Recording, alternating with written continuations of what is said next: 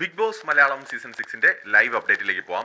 അതായത് ജാസ്മിൻ കരയാനിടയുണ്ടായ സാഹചര്യത്തെക്കുറിച്ച് റസ്മിനോട് സംസാരിക്കുകയാണ് നമ്മുടെ സിബിൻ പറയുന്നതെന്ന് വെച്ചാൽ, ആ സമയത്ത് ഞാൻ കുറച്ച് ദേഷ്യപ്പെട്ടു എന്നുള്ളത് ശരിയാണ്.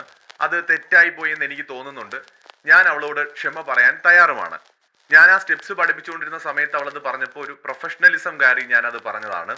പക്ഷേ 2-3 ദിവസമായിട്ട് അവൾ എന്നെ വല്ലാതെ ഇറിറ്റേറ്റ് ചെയ്യുന്നുണ്ട്. ഇന്നലെ തന്നെ ഞാനുമായിട്ട് സംസാരിച്ചുകൊണ്ടിരുന്ന സമയത്ത് പ്രൊവോക്കായിട്ട് ഇനി ഇവിടെ ഇരുന്ന് മെഴുകെന്ന് പറഞ്ഞ് എണീറ്റ് പോയി.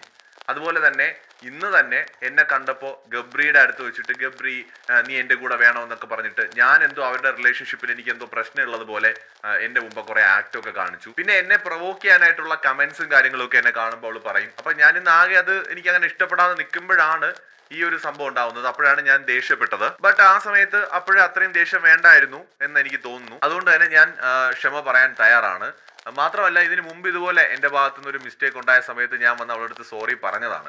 അപ്പോഴ് അവളൊരു പുച്ഛഭാവമായിരുന്നു. അപ്പോൾ നമ്മൾ മാക്സിമം താഴ്ന്നു കൊടുക്കുകയാണ്. എന്നെക്കാളും 10 വയസ്സിന് പ്രായം കുറവാണ് അവൾക്ക്. അപ്പോൾ അതൊന്നും നോക്കാതെ നമ്മൾ അവളുടെ അടുത്ത് സോറി പറയുമ്പോഴും അവൾ അതിനൊരു പുച്ഛത്തോടെ കണ്ടതൊന്നും എനിക്ക് അന്നത് അത്ര ഇഷ്ടപ്പെട്ടിട്ടില്ല.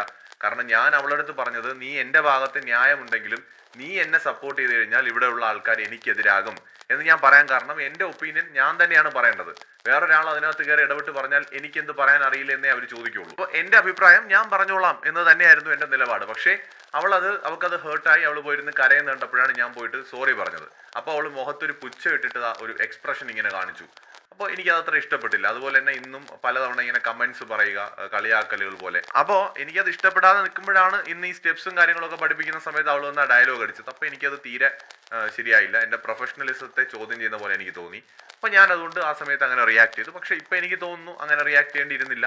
അതിന് ഞാൻ ക്ഷമ പറയാൻ തയ്യാറാണ് എന്നാണ് നമ്മുടെ സിബിൻ റസ്മിൻ്റെ അടുത്ത് ഈ ജാസ്മിനുമായിട്ടുണ്ടായ ഇഷ്യൂവിനെ കുറിച്ച് പറയുന്നത്. സോ മറ്റൊരു വീഡിയോയുമായി വീണ്ടും കാണാം.